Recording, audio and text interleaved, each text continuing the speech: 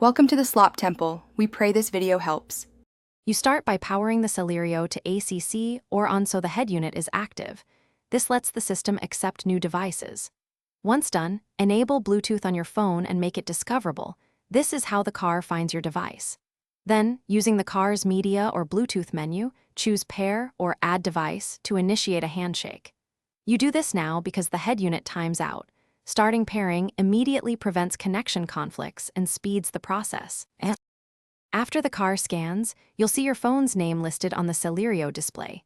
Select it to proceed.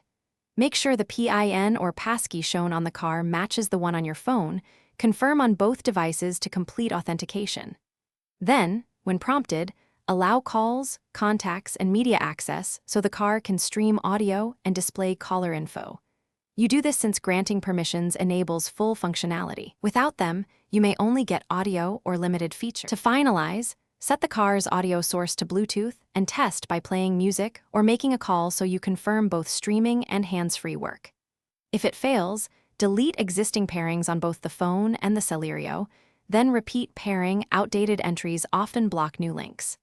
If problems persist, restart your phone and the head unit.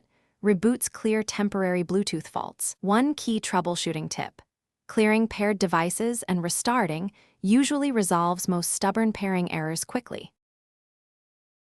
Thanks for watching. Consider subscribing if we helped you.